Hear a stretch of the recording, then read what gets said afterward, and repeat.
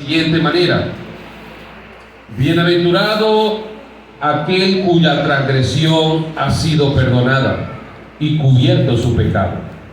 Bienaventurado el hombre a quien Jehová no culpa de iniquidad y en cuyo espíritu no hay engaño. Mientras callé, se envejecieron mis huesos en mi gemir todo el día, porque de día y de noche se agravó sobre mí tu mano. Se volvió mi verdor en sequedades de verano. Mi pecado te declaré y no encubrí mi iniquidad. Dije, confesaré mis transgresiones a Jehová, y tú perdonaste la maldad de mi pecado. Por esto orará a ti todo santo en el tiempo en que pueda ser hallado. Ciertamente en la inundación de muchas aguas no llegarán estas a él. Tú eres mi refugio, me guardarás de la angustia, con cánticos de liberación me rodearás. Te haré entender y te enseñaré el camino en que debes andar. Sobre ti fijaré mis ojos. No seas como el caballo o como el mulo sin entendimiento, que han de ser sujetados con cabestro y con freno, porque si no, no se acercan a ti.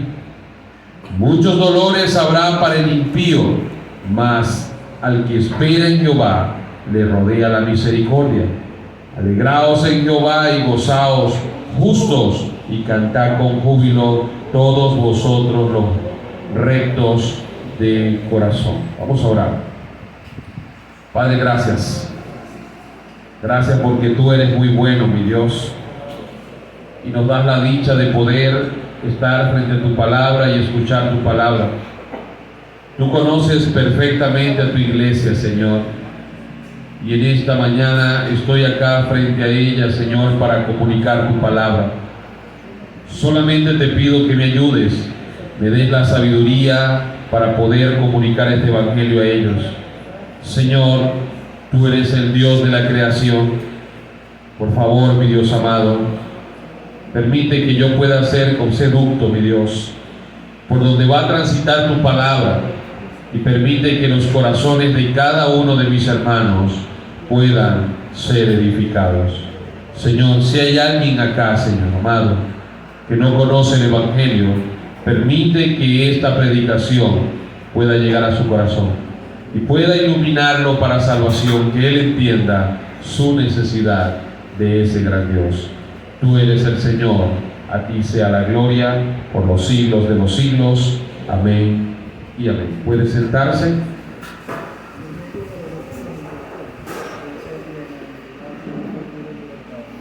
En el 2016, hermanos, y el 2017, fue compuesto un himno muy conocido y entonado por todos nosotros.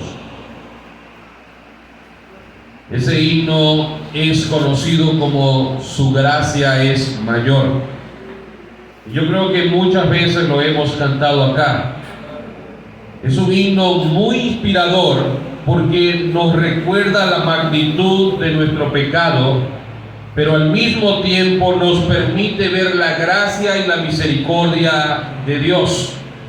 Y cada vez que entonamos ese himno, podemos deleitarnos en ese gran perdón que nos ha dado el Señor. Los compositores de este himno fueron inspirados, hermanos, gracias al Salmo 25. Ellos analizaron y pudieron meditar en el Salmo 25, que habla de las grandezas, de las misericordias, la piedad, la perpetuidad de ese amor, de ese Dios. Y gracias a ese salmo, ellos pudieron escribir y luego entonar este hermoso cántico que dice que nuestras faltas son muchas, pero su gracia es mayor. Y yo hoy quiero recordar este cántico por la razón de que el Salmo 32, el salmo que hemos leído, es un salmo que nos permite poder ver la gracia de Dios en la vida de un hombre pecador. Es un salmo que nos permite poder pensar, meditar en lo grande que puede ser la falta de los hombres, pero que nos permite ver lo grande que es el Dios de la creación. Y yo espero, hermano, que luego de escuchar este salmo y que podamos predicarlo, usted pueda irse de este lugar pensando en ese gran perdón.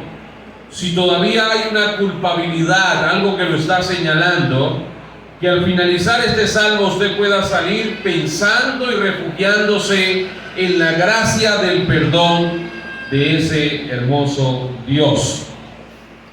Pero es importante, antes de hablar de este salmo, recordar sobre el escritor de este salmo. Y todos nosotros sabemos que ese hombre es llamado David. Y todos nosotros conocemos mucho acerca de la historia de David. De hecho, el libro de Primera y Segunda de Samuel nos narran toda la historia suficiente para conocer sobre la vida de David. Y cuando nosotros leemos el libro de Primera de Samuel y vemos cómo Dios escoge a David para una misión en este mundo, hermano, nosotros nos damos cuenta que hay algo que caracteriza a David, y es que era un hombre que era piadoso. David, cuando el libro de Primera de Samuel nos narra acerca de él, nos dice que era un pastor de ovejas, que se entregaba al cuidado de aquellas ovejas. Conocemos cualidades de él como un hombre lleno de valor, pero un hombre también conocido por muchas integridades que él practicó. Pero también la Biblia nos recuerda lo frágil que era David. Y precisamente el Salmo 32 nos permite poder ver esa parte que muchas veces ignoramos en la vida de David, esa parte oscura, esa parte pecaminosa. David es una muestra de lo que puede llegar a ser el hombre cuando se aleja de Dios. David es una muestra de dónde puede caer el hombre, dónde puede ir a dar cuando él comienza a alejarse de Dios. Pero David también es una muestra de lo que es el perdón de Dios con una criatura que puede cometer los peores pecados, hermanos. Eso es lo que nos narra el Salmo 32. Pero yo quiero hoy hacerles saber cómo será titulado este sermón. Y lo he titulado de la siguiente manera. Yo he conservado lo que dice la Biblia allí como título, la dicha del perdón. Pero antes de eso, le he titulado de la culpa a la alegría, porque lo que nosotros vemos en este salmo es el estado caído de un hombre, pero luego vemos el estado de contentamiento de un hombre que ha sido perdonado.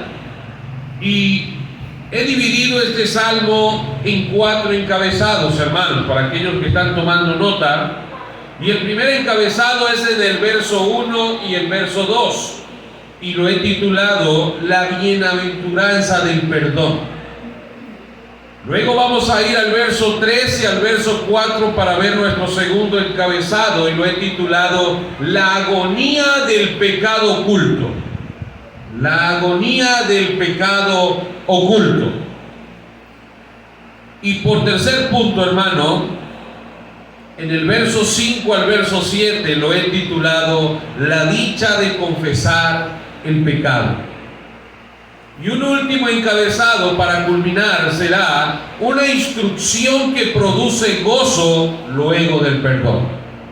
Eso lo veremos en estos versos, estos 11 versos que nos habla el Salmo 32. Y yo voy a invitarle que vayamos a nuestro primer punto, que está titulado La bienaventuranza del perdón, que es en el verso 1 y el verso 2. Pero quiero leerlo porque dice de la siguiente manera: bienaventurado aquel cuya transgresión ha sido perdonada y cubierto su pecado. Bienaventurado el hombre a quien Jehová no culpa de iniquidad y en cuyo espíritu no hay engaño. Yo quiero comenzar citando lo que David está utilizando, está citando en estas palabras. David va a hablar desde el estado del perdón. Lo que David está escribiendo y está comunicando a su audiencia, lo está haciendo no desde el estado donde él está sufriendo por el pecado, no, ya ha superado el pecado y ha alcanzado el perdón. Ahora él está escribiendo desde ese estado del perdón, y es por esa razón que él dice bienaventurado. Él está hablando desde un estado de felicidad, desde un estado de gozo, y él sabe todo el mal que él cometió en su pasado. Pero esta vez él no está citando lo malo que cometió. Él quiere hablar acerca de lo hermoso, de lo grandioso que es poder experimentar el gozo del perdón. El libro de Primera de Samuel, hermano, y el libro de Segunda de Samuel nos permite conocer, como les dije al principio, mucho acerca de David.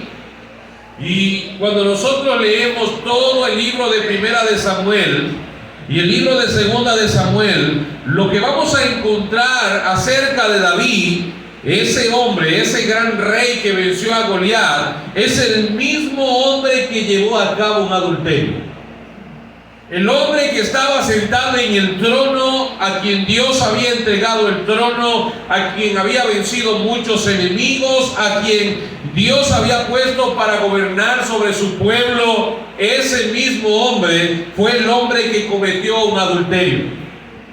Pero no solamente cometió un adulterio, ese adulterio luego lo llevó a practicar una mentira.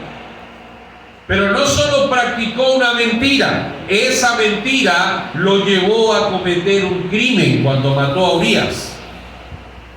Y lo sorprendente de todo es que no le fue suficiente cometer un adulterio, no le fue suficiente mentir, no le fue suficiente cometer un crimen. Este hombre durante un año ocultó su pecado, prefirió esconder su pecado. Y el Salmo 32 está hablando precisamente de todo eso que vivió David en un pasado. David, hermano, es una muestra precisamente de lo que dice Isaías capítulo 1 verso 18, cuando dice: venid luego, y dice Jehová, y estemos a cuenta. Si vuestros pecados fueren como la grama rojos, como la nieve serán emblanquecidos. Si fueran rojo vivo como el carmesí, vendrán a ser como blanca lana. David es una muestra de lo que es esa práctica de pecado rojo como el carmesí, pero al mismo tiempo es esa evidencia del perdón de ese blanco, de esa blanca lana de la que está hablando Isaías. Y precisamente, hermano, esta es la grandeza de ese Dios inmensurable. Ese Dios que nosotros vemos que David está citando en el capítulo 32 y que está hablando de la dicha de ese perdón. David está tratando de mostrar lo grande que es el Dios de toda misericordia. Eso es lo que él está haciendo. David está experimentando el gozo, la dicha de lo que es ser un hombre perdonado. Pero por esa razón dice: bienaventurado el hombre a quien Jehová no culpa de iniquidad y en cuyo espíritu no hay engaño. David, en ese estado de perdonado, se da el gusto de poder decir lo siguiente: qué alegría, está diciendo David, qué dicha, porque bienaventurado es doblemente feliz. David está diciendo: qué alegría, qué dicha es el hombre a quien Dios ha perdonado. Qué gozo es saber que Dios ha quitado la deuda que era impagable. Cuando David comienza a mirar su estado de pecado, la magnitud de su pecado, pero él puede conseguir el perdón de Dios. Ahora, desde ese estado del perdón, él puede hablar con gozo y con doble alegría, diciendo: bienaventurado el hombre a quien Jehová no inculpa de iniquidad. Si nosotros miramos el estado de David, David había cometido una iniquidad bastante grande. Pero como le dije al principio, como decía aquel cántico, no importa la magnitud del pecado que pueda cometer el hombre, el Dios de la Biblia es sumamente inmenso y grande para perdonar. No importa la magnitud del pecado que había cometido David. Ahora David en estos dos primeros versos nos está narrando lo grande, lo misericordioso, lo compasivo que es el Dios de Israel y el Dios a quien usted y yo servimos. Hermanos, David, desde ese estado de suciedad, desde ese estado de pecado, desde aquel estado donde era un miserable y abominable pecador, ahora él está diciendo: solamente en Dios hay gozo por encima de la magnitud de nuestro pecado.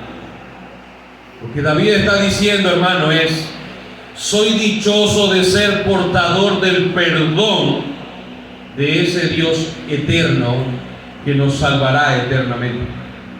David está usando estos dos versos, hermanos, y aunque parecen unos versos muy pequeños, muy chiquitos, son dos versos que encierran la grandeza del perdón de ese Dios. Y yo no sé si usted alguna vez le ha pasado que se ha sentido culpable de algo que usted hizo. Pero cuando usted llega a ese lugar donde usted logra darse cuenta de que ha sido perdonado, usted puede disfrutar con alegría de todo momento, porque usted sabe que Dios le ha alcanzado. David había sido alcanzado por la gracia del Señor. David, después de un largo dolor y sufrimiento por el pecado, ahora está diciendo: soy bienaventurado, tengo gozo, tengo alegría. Dios ha perdonado mi iniquidad. Y qué hermoso, hermano, es que cada uno de nosotros podamos sentir el mismo gozo de David por el perdón que Dios también nos ha otorgado a nosotros.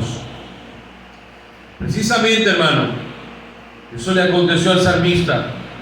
Luego de una gran sed por el tener gozo, porque había perdido su gozo y había experimentado el dolor en lo más alto del pecado, Dios en su misericordia le dio de beber de esa alegría del perdón.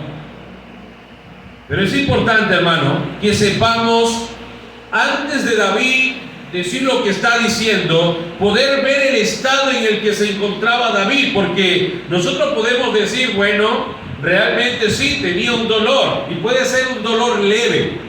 Y si es un dolor leve, tú podrás concluir al final: bueno, al final el dolor cesó, no era tan duro para estar allí mortificado. Pero lo que la Biblia o el Salmo 32 nos va a narrar, nos va a decir el estado en el que se encontraba David antes de disfrutar de la dicha de este perdón. Y eso nos lleva a nuestro segundo punto, y está en el verso 3 y en el verso 4, y es la agonía del pecado oculto.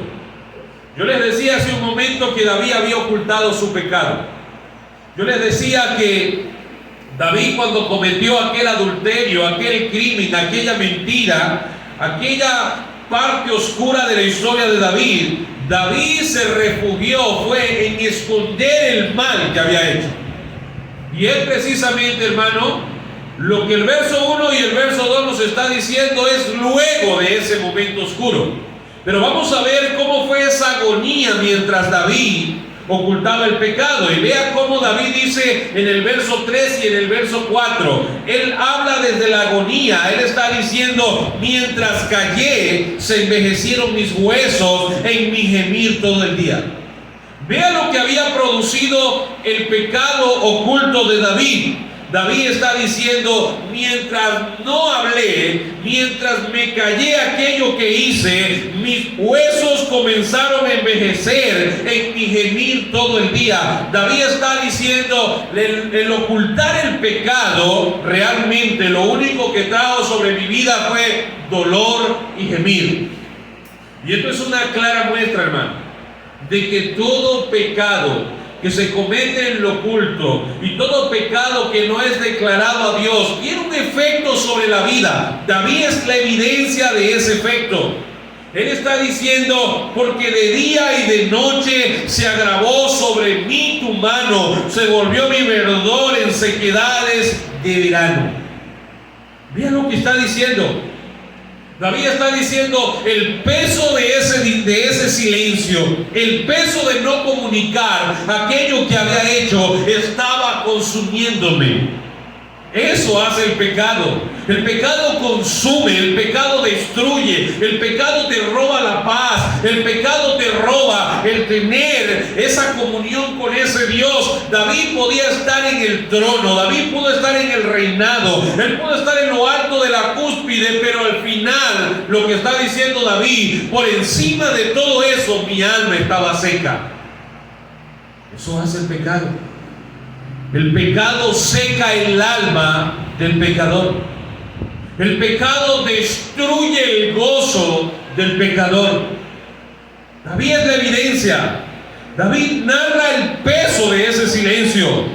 Él adulteró, él mintió, él cometió un acto de muerte, él escondió su pecado. Y todo esto lo llevó a ese estado de dolor, a ese estado de sufrimiento. La Biblia es clara, mis hermanos. Todo pecado que se comete en lo oculto, David es la evidencia del dolor que puede ocasionar. El pecado nunca nos traerá beneficios. El pecado nunca nos traerá gozo. Todo pecado tiene una consecuencia. El estado de pecado de David, hermano, lo llevó a conducirse de forma normal durante un año. David quiso aparentar que todo estaba bien. David quiso, y eso hace el pecado. El pecado te hace creer que todo puede estar normal cuando tú lo practicas. David es la muestra, un año en el trono. David es la evidencia de que el hombre puede cometer pecado y estar en un estado de tranquilidad. Pero ¿sabe qué? No todo estaba tan tranquilo. Dios había visto el pecado que él había cometido. Dios muestra de que todos aquellos que practican el pecado en lo oculto algún día tendrán que enfrentar los juicios de Dios. Todo estaba bien en la vida de David aparentemente, hasta que un día alguien tocó la puerta y fue el profeta Natán. Natán fue hasta ese lugar. David creía que podía ocultarlo más. Él era el que estaba en el reinado. Él podía manipular las leyes de investigación. Él pudo esconder su caso en lo más profundo. Pero Apocalipsis nos dice que nuestro Dios, que tiene los ojos como dos llamas de fuego, es capaz de ver aún los pecados que cometen los hombres en la peor oscuridad que ellos puedan estar. Los ojos de nuestro Dios, hermano, esas llamas encendidas de Dios en sus ojos, son capaces de iluminar lo más oscuro que puede existir en el corazón del pecador. Todos nosotros, hermanos, estamos desnudos a la presencia de ese Dios. Y vean cómo dice otra versión en este verso 3. Dice: mientras no te confesé mi pecado, dice David en el Salmo 32, las fuerzas se me fueron acabando de tanto llorar. Eso dice otra versión. Mientras no confesé mi pecado, las fuerzas se me fueron acabando. ¿Pero por qué se fueron acabando la fuerza? Porque el pecado llevó a David a sentir la culpabilidad, y esto había desatado llanto y dolor en su alma. Yo no sé si alguna vez tú has estado en ese estado, donde sientes que es mejor callar que hablar. Pero cuando te das cuenta, acontece lo mismo que David. Algo comienza a consumirnos internamente. Algo comienza a atacar lo más profundo de nuestro corazón. ¿Y sabes por qué? Porque el Espíritu Santo está siendo contristado. David dice en el verso 4, en otra versión, lo dice de la siguiente manera: me castigabas día y noche. O sea, esto quiere decir que aunque David había ocultado su pecado, Dios no lo había dejado. Dios estaba allí castigándole día y noche. Y él dice, y fui perdiendo mi fuerza como una flor que se marchita bajo el calor del sol. David estaba diciendo, lo que tú estabas haciendo sobre mí cuando oculté mi pecado es como es el sol radiante que quema y que estaba comenzando a marchitar el gozo que una vez estaba sobre mí. Eso hace el pecado, hermano. El pecado nos lleva a que el Dios del cielo nos enjuicie, y ese juicio quita el gozo, el verdadero gozo que nosotros debemos tener. De hecho, hermano, el libro de Proverbios capítulo 28 verso 13 dice de la siguiente manera, dice, el que encubre su pecado no prosperará.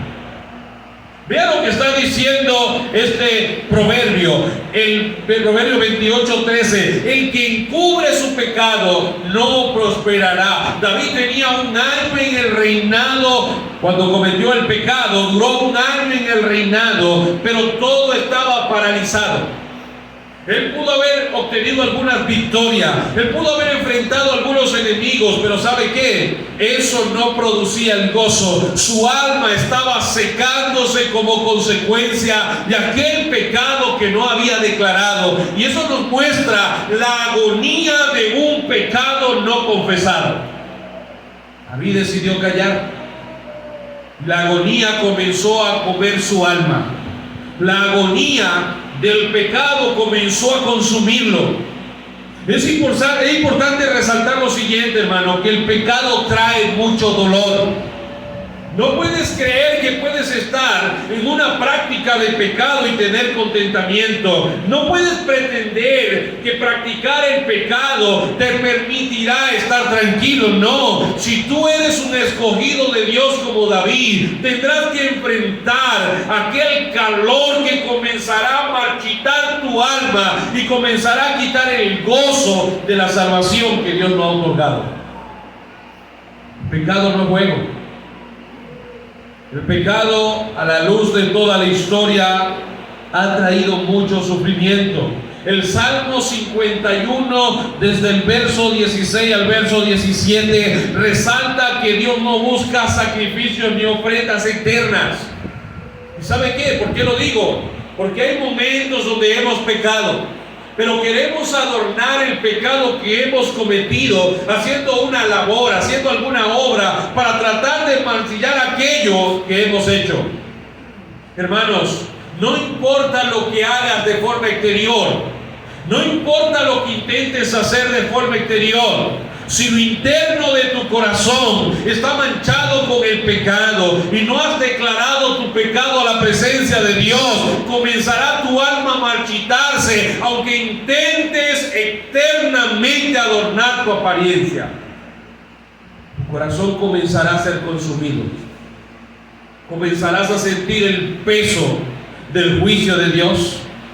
La consecuencia, hermano, de este pecado no confesado afectó todo el ser de David. Vea, porque lo que David está diciendo es que no solamente afectó su cuerpo, sino que afectó su espíritu. Escuche lo que hace el pecado. El pecado no solamente te consume eternamente, el pecado te consume internamente. El pecado no te deja progresar, el pecado no te deja avanzar. Eso estaba aconteciéndole a David.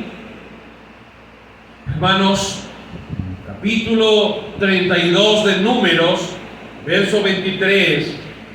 Dios dice a su pueblo lo siguiente. Él dice después del Éxodo, y Él les da una ley. Y Él les advierte que toda rebelión del pecado que ellos cometan, Él los iba a alcanzar. Lo que está diciéndole Dios por medio de la ley de Israel es: mira, ve, yo te he libertado, y todo pecado que tú cometas o que intentes cometer de forma práctica, o aquello, cuando comiences a hacer aquello que va en contra de mi voluntad, debes tener presente, tarde o temprano aquello te alcanzará. Hermano, el pecado no es juego. El pecado destruye. El pecado despierta la ira del Dios del cielo. El pecado fue el que clavó a nuestro Señor en la cruz del Calvario. Cuando pensamos en el pecado, no podemos verlo como algo sencillo. David pecó, hermano. Él pecó y sus pecados, hermano, fueron alcanzados.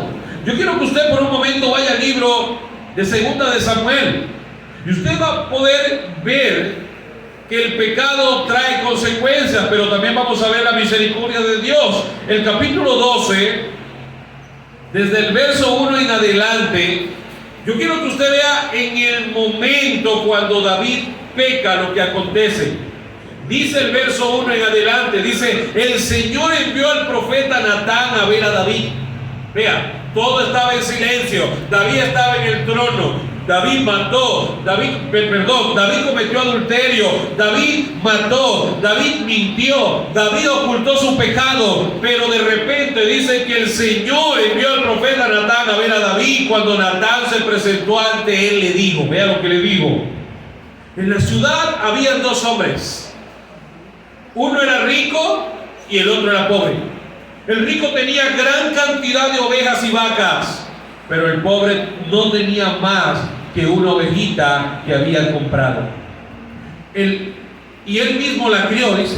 Y la ovejita creció en compañía suya y de sus hijos. Comía de su misma comida, bebía en su mismo vaso y dormía en su pecho. Aquel hombre la quería como una hija. Un día, un viajero llegó a visitar al hombre rico, pero este no quiso tomar ninguna de sus ovejas o vacas para preparar comida a su visitante, sino que le quitó al hombre pobre su ovejita y la preparó para dársela al que había llegado. Este es el comentario que usa Natán al acercarse a David. Pero veamos la acción de David, la respuesta de David. En el verso 5, David se enfureció mucho contra aquel hombre y le dijo a Natán: te juro por Dios que quien ha hecho tal cosa merece la muerte.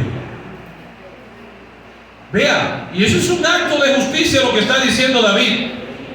Y debe pagar 4 veces el valor de la ovejita porque actuó sin mostrar ninguna compasión. ¡Qué hipocresía había en la vida de David! No solamente cometió adulterio, no solamente, hermano, cometió un homicidio, no solamente mintió, no solamente ocultó su pecado, y ahora se convirtió en el mayor de los hipócritas. Vean cómo el pecado, hermano, es como ese eslabón que se agarra de otro. Un pecado te lleva a otro, un pecado te lleva a otro, y que cuando te das cuenta hay una cadena de pecado, y todo porque has ocultado el pecado durante tu vida. Eso le estaba pasando a David. Pero ¿sabe qué, hermano? Los hombres pueden cometer toda clase de pecado en lo más oculto de su vida, pero acá vamos a ver a Natán respondiendo. Pero no solo a Natán respondiendo, Natán va a evidenciar que Dios lo ve absolutamente todo. David había cometido los peores pecados, pero Dios, que es soberano, que es omnipresente, que es omnisciente, había enviado a este hombre para comunicar el juicio de Dios. Vea cómo le dice Natán luego de ese juicio que declara David sobre aquel que merece tal cosa.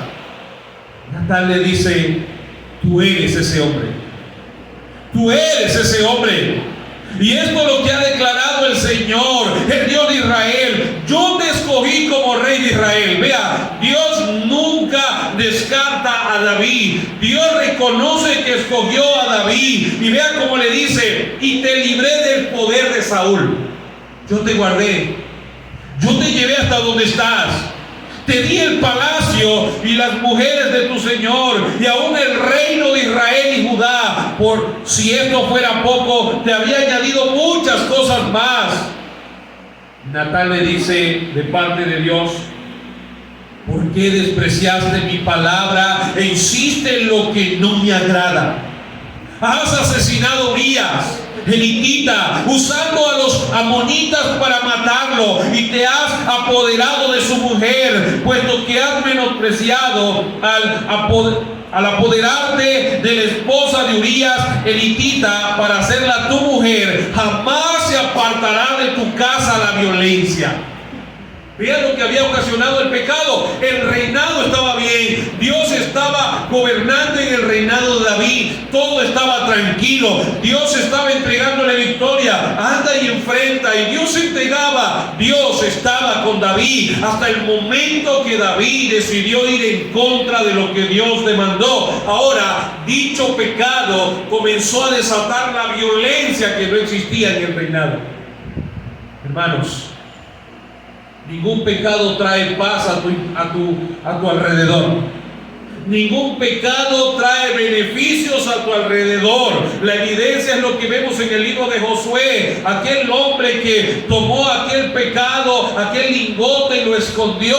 Luego vemos cómo él, por causa de su pecado, llegó a la muerte de los seres que estaban en su entorno. Escucha algo, hermano. No puedes pretender que la gracia del Señor te exalte. No puedes pretender que la gracia del Señor te lleve a un estado de gratitud, a un estado de contentamiento a ti y a los tuyos, si la práctica del pecado es parte de tu vida. Nunca el pecado ha traído nada bueno. Hermanos, Natán le dice en el verso 11 lo siguiente: yo, el Señor, declaro, voy a hacer que el mal contra ti surja de tu propia familia. Vea la magnitud de lo que estaba trayendo el pecado. O sea, tu propio mal se hará evidente en tu entorno, en tu familia. Y en tu propia cara tomaré a tus mujeres y se las entregaré a uno de tu familia, el cual se acostará con ellas en plena luz del sol. Tú vas a hacer la vergüenza, David, por tu pecado. Hermanos, nunca el pecado trae nada bueno. Dice el verso 12: si tú has actuado en secreto, yo voy a actuar en presencia de todo Israel y a plena luz del sol. Lo que tú has hecho en secreto, yo lo voy a exponer de forma pública. Lo que tú ocultaste, yo lo haré evidente. Imagínese usted cómo se sintió el rey en ese momento. Hermanos, acá vemos el pecado oculto de David. Trajo consecuencias muy dolorosas. Pero no todo queda allí. Eso nos muestra la realidad del pecado. Eso nos muestra la forma como Dios mira nuestro pecado. Y escuche algo, yo sé que usted descansa en el perdón de Dios, y eso es a lo que quiero llevarlo. Pero también no quiero que usted ignore que todo pecado que cometemos de forma liberal, sin temor, Dios echará tierra sobre él y lo olvidará.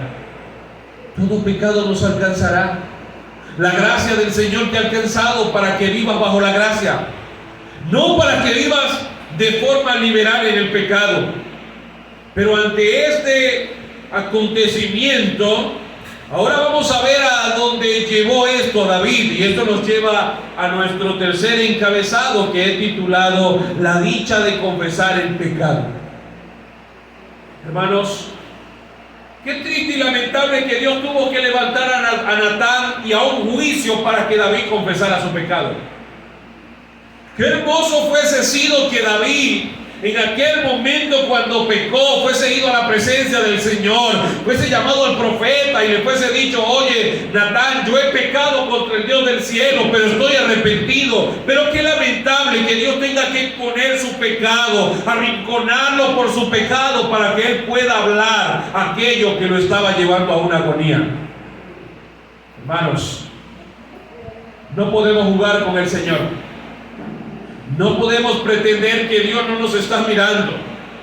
No podemos creer que podemos llevar la vida como que nadie nos está observando. Dios tiene su mirada puesta sobre todos aquellos que ha redimido, y esos somos nosotros.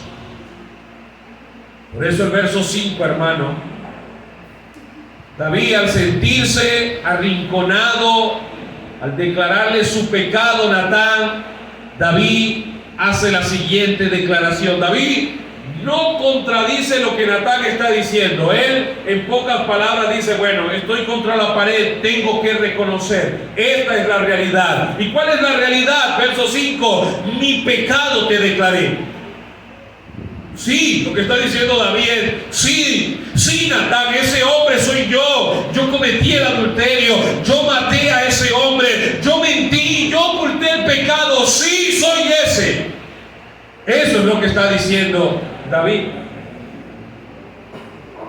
Pero él está diciendo: mi pecado te declaré y no encubrí mi iniquidad. En un tiempo la encubrió. Pero ¿sabe qué? Luego de la visita del profeta Natán, quedó desnudo. ¿Sabe qué dijo David? Confesaré mis transgresiones a Jehová. ¿Y sabe qué lo trajo a su mente? Él dijo: bueno, al yo confesar mi pecado, yo sé que tú vas a perdonar mi maldad. Yo sé que tú vas a perdonar la maldad de mi pecado. Eso está diciendo David. Y precisamente allí mismo en el capítulo 12 que estamos leyendo, está la declaración de David de su pecado. En el verso 13: entonces David dijo a Natán: he pecado contra el Señor. Y Natán dijo a David: el Señor ha quitado tu pecado. Dese cuenta que mientras David mantuvo el pecado oculto, era dolor, era sufrimiento, era mucha amargura. Pero luego vemos aquel perdón que Dios le otorga. Natán le dice a David: no vas a morir. Este hombre era digno de muerte. Este hombre debía morir. Este hombre debía ser enjuiciado por el Dios del cielo. Sin embargo, Natán le dice: no morirás. Sin embargo, por cuanto con este hecho has dado ocasión de blasfemia a los enemigos del Señor, ciertamente morirá el niño que te ha nacido. Vea lo que estaba haciendo el pecado, hermano. Está bien, David, yo te perdono. Está bien, David, has confesado tu pecado. Pero quiero que sepas, David, mi nombre ha sido ensuciado entre los hombres gracias a tu pecado. Por lo tanto, está bien, tú has declarado: yo te perdono, pero yo traeré consecuencias sobre tu pecado. El pecado trae consecuencias, hermanos. ¿Cuál fue la consecuencia en este contexto? Murió su hijo.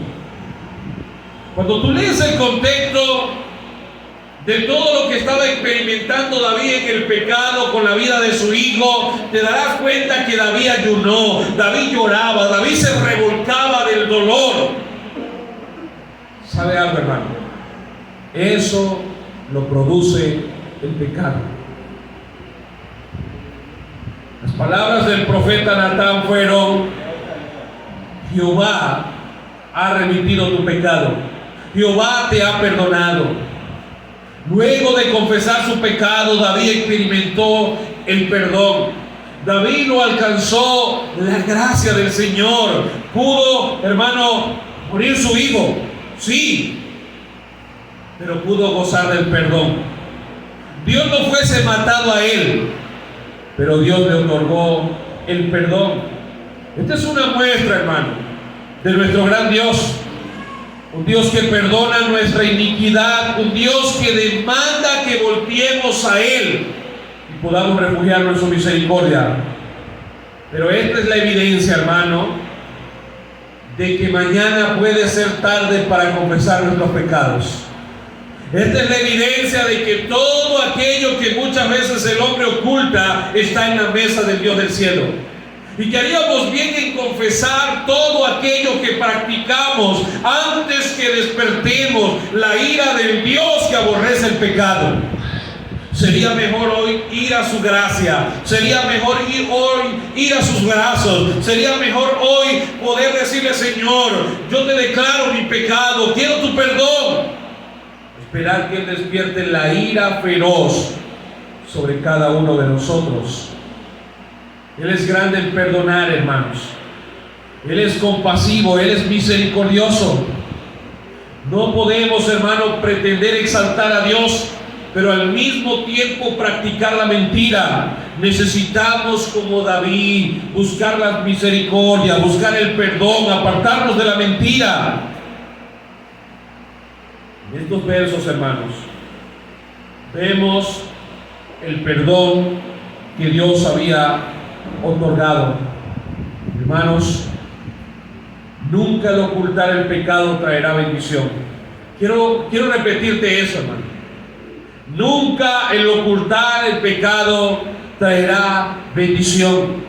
El proverbio dice: el que encubre sus pecados no prospera, pero el que lo confiesa, ¿sabe qué pasa? Lo alcanza la benevolencia del Señor. El confesar nuestros pecados al Señor, hermano, eso permitirá que el perdón pueda alcanzarnos. Eso permitirá poder tener gozo. Lo que nosotros vemos, hermano, en el Salmo 51, del verso 11 al verso 12, ese dolor, esa pérdida de gozo de David, era producto de ese pecado. Nunca, hermano, estarás bien, estarás tranquilo si no manifiestas tu pecado. David dice: tú perdonaste la maldad de mi pecado, luego que confesó. Pero yo quiero que veamos el verso 6 y el verso 7, porque en el verso 6 y el verso 7 David ya nos habló de cómo se sintió en el pecado, cómo el pecado lo abrumó, pero luego también nos contó cómo confesó su pecado y el perdón lo alcanzó. Ahora él va a dar unas palabras desde el estado de ese perdón, y él dice en el verso 6: por esto, dice él, orará a ti todo santo en el tiempo en que puede ser hallado. Ciertamente en la inundación de muchas aguas no llegarán hasta él. Estas a él, dice: tú eres mi refugio, dice David, me guardarás de la angustia, con cánticos de liberación me rodearás. Vea el estado de alguien que ha sido perdonado. Hermano, cuando nosotros descansamos en la dicha del perdón del Señor, queremos cantar, queremos orar, queremos hablar de las grandezas de ese Dios. Pero ¿qué pasa cuando aquel pecado nos alcanza? Lo único que veremos en ese creyente es una cara de dolor, una cara de un soldado herido, una cara de un hombre que ha sido alcanzado por la maldad de su pecado. Por eso es mejor refugiarse en ese Dios, en ese estado de esperanza, en ese estado de seguridad, en ese estado de alegría, en ese estado de festejo. Eso hace el perdón de Dios. Eso nos hace sentir así alegres, contentos. Pero vayamos a un cuarto encabezado, porque luego de David mostrarnos todo esto, David quiere dar una instrucción que produce gozo luego de ese perdón, y es desde el verso 8 al verso 11. Él les dice lo siguiente: David va a comunicar a otros lo que Dios le comunicó a él, y él dice: te haré entender y te enseñaré el camino en que debes andar, sobre ti fijaré mis ojos. Hermano, qué privilegio hay en el perdón de Dios. Dios se ha comprometido a enderezar nuestro camino, a llevarnos por el camino correcto, a guardar nuestro andar, a fijar sus ojos sobre nosotros. Qué hermoso es saber que hemos sido perdonados. Qué privilegio, hermano. Qué privilegio es saber que mi Dios ha perdonado mi iniquidad. David está diciendo: este es el privilegio ahora, después del perdón. Él nos hará entender. David está diciendo: Él nos enseñará el camino en el que debemos andar. David está diciendo: luego de esa magnitud del pecado y la grandeza de su perdón, ahora Dios ha prometido poner sus ojos sobre nosotros para cuidarnos. Hermanos, David dice: estos son los privilegios, pero al mismo tiempo le dice: no seas como el caballo o como el mulo. sin entendimiento. Lo que David está diciendo: oye, no seas terco, no ignores el perdón de Dios, no ignores lo que Dios puede hacer por ti, no te vuelvas necio. Dice: no seas como ese caballo, no seas como ese mulo sin entendimiento, que han de ser sujetados con cabestro y con freno. Lo que David está diciendo es: no permitas que la falta de sabiduría en tu pecado te lleve a que Dios tenga que domarte como domó a David en su pecado. No permitas que en tu necedad intentes ocultar lo que para Dios no puede ocultarse, y tenga Dios que activar aquella obra donde te lleve a hacer lo que hizo con David. Es mejor ir ahora a sus misericordias. Es mejor ir ahora con entendimiento y poder ver la gracia de su perdón y decir: bueno, voy a Él, en Él hay perdón, en Él hay gracia. Solo en Él puedo prosperar. Escuche lo que dice el salmista: muchos dolores habrá para el impío. David lo experimentó. David pudo entrar en el estado de impiedad y pudo sentir el peso de la mano de Dios como consecuencia de su pecado. David está diciendo: muchos dolores hay, muchos. No una parte, no una cuarta parte. Muchos dolores hay como consecuencia del pecado. Pero David está diciendo ahora los entendidos: mas el que espera en Jehová le rodea la misericordia. Hermanos, no hay nada más grandioso para el creyente que él pueda refugiarse en el perdón y las misericordias de ese Dios. Qué hermoso. David está transmitiendo lo que él había experimentado, el perdón, y comunica lo que recibió de Dios. Hermanos, este lenguaje de David no es más que un destello del perdón, en cómo Dios ha pasado la transgresión y ahora ese amor de Dios lo ha arropado. Escuche esto, hermano: Dios no renuncia a aquellos que Él ha redimido. Dios fácilmente pudo haber quitado a David, lo echa a un lado y levanta a otro. Él es Dios, Él lo puede hacer. Pero ¿sabe por qué no lo hizo? Porque Dios amaba a David. Dios amaba a David. Y en el pecado de David, Dios tuvo que usar la disciplina.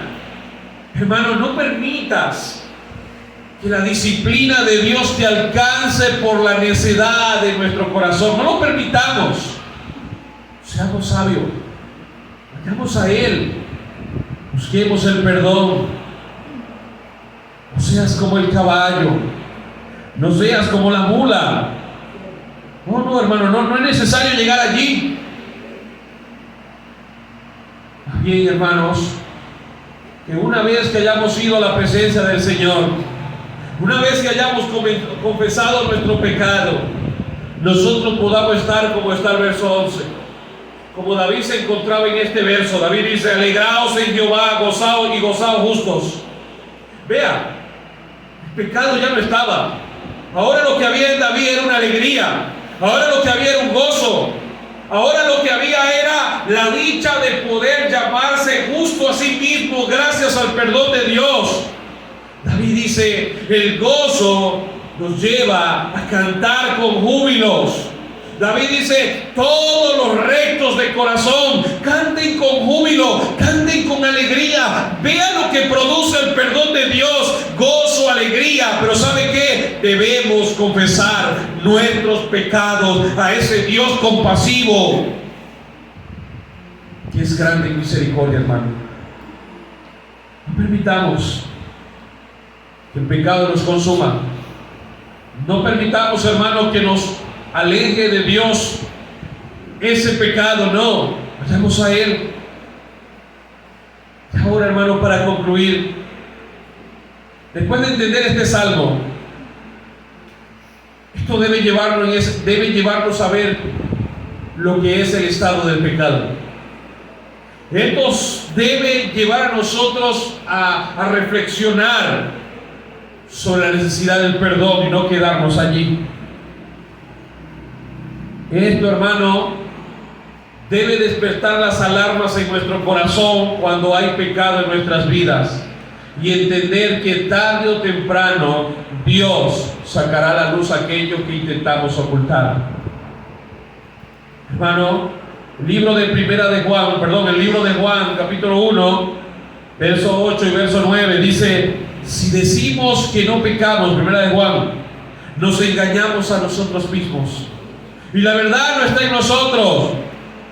Pero vea cómo dice Juan: pero si confesamos nuestros pecados, Él es fiel y Él es justo para perdonar nuestros pecados y limpiarnos de toda maldad. Limpiarnos de nuestra maldad. Él es justo, Él es bueno, Él lo puede hacer, pero debemos confesar nuestro pecado. Por esa razón, hermanos, si hemos venido en arrepentimiento ante Él, su justicia estará sobre nosotros. David dice: somos bienaventurados, somos muy felices en el perdón del Señor. Pero escuche algo: Cristo apareció para limpiarnos de toda maldad y de todo pecado. Él, mediante la cruz, ha remitido toda nuestra maldad. Él es el Dios de toda misericordia. La cruz es la prueba del perdón más grande que puede existir. No necesitas, hermano, irte a un rincón y decirle: Señor, yo quiero que tú me muestres tu perdón. Solamente basta que mires a la cruz. Mires el estado en el que Jesús se encontraba cuando fue paliado, fue vituperado, fue señalado en lugar de nosotros. Basta solo mirar cómo Cristo hizo la sustitución en la que usted y yo deberíamos estar, para que usted y yo hoy estemos donde no deberíamos estar. Su gracia, su perdón, su misericordia es la mejor muestra de compasión y misericordia y de amor que ha mostrado Dios a través de la cruz del Calvario. Jesús, hermanos, en su estado más débil, la cruz, en su estado de agonía, demostró lo que hoy usted y yo estamos experimentando: el perdón. Por esa razón, tenemos la dicha del perdón si venimos a Él a confesar nuestros pecados. Después de un acto tan grande como el de la cruz, no deberíamos ocultar pecados. Después de la dicha que nos ha dado el Señor de poder acercarnos a Él confiadamente, no deberíamos ocultar pecado. No pretendamos, hermano, crecer manteniéndonos en el estado de pecado. No se puede. Ve a la cruz, ve a tu Salvador, ve el pago de nuestra deuda que Él llevó a cabo. El libro de Romanos, capítulo 6, verso 1 al verso 7, dice lo siguiente: ¿qué pues diremos? ¿Perseveraremos en el pecado para que la gracia abunde? En ninguna manera, dice Pablo. En ninguna manera puedes perseverar en el pecado, no. Porque lo que hemos vuelto al pecado, ¿cómo viviremos aún en Él, en Cristo? ¿Cómo viviremos? ¿O no sabéis que todos los que hemos sido bautizados en Cristo Jesús, hemos sido bautizados en su muerte? Porque somos sepultados juntamente con Él para muerte por el bautismo, a fin de que como Cristo resucitó de los muertos por la gloria del Padre, así también nosotros andemos en vida nueva. Usted está en una vida nueva, hermano. Cristo le ha otorgado el perdón, porque si fuimos plantados juntamente con Él en la semejanza de su muerte, así también lo seremos en la de su resurrección, sabiendo esto, que nuestro viejo hombre fue crucificado juntamente con Él, para que el cuerpo del pecado sea destruido, a fin de que no sirvamos más al pecado, dice Pablo, porque el que ha muerto ha sido justificado del pecado. Hemos muerto al pecado mediante la obra de Cristo. No podemos perseverar en Él. Tarde o temprano esto traerá una consecuencia. Si estás, hermano, amigo, acá hoy y consideras que no eres un creyente, Este es el mejor momento para que puedas pensar en el dolor que vivió David en su pecado. Este es el mejor momento para que puedas reflexionar sobre lo que puede ocasionar el pecado. Pero también, hermanos, también, amigos, es el mejor momento para que puedas voltear a la cruz y puedas entender que necesitas el perdón de Dios, que necesitas el gozo de la salvación, que nada en este mundo, ya tú lo has experimentado, nada en este mundo podrá traer gozo a tu alma. Solamente tendrás un gozo momentáneo allá afuera, pero luego volverás a la realidad de tu pecado. Tendrás dolor en tu alma. Necesitas a ese fiel Salvador, necesitas a Cristo para que pueda perdonarte. Si en esta mañana, hermano, este sermón ha llegado a tu corazón y crees que debes buscar el perdón, crees que hay algún pecado que te ha estancado, crees que algún pecado te ha detenido y está produciendo amargura, dolor en tu alma, no tardes en confesar tus pecados. Busca la misericordia del Señor. Él va a perdonarte. Busca un hermano, busca a alguien que pueda aconsejarte para que luego puedas exaltar a Dios en la dicha del perdón. Qué bueno es nuestro Dios, hermano, que no nos deja allí postrados, tirados en el pecado, sino que va tras nosotros, nos saca con disciplina y nos trae ahora el gozo de su perdón. Que el Señor nos ayude, hermano, a tener un corazón lleno de gozo en su perdón. Póngase de pie un momento, hermano.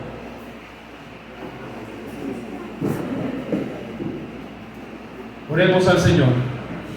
Padre, gracias.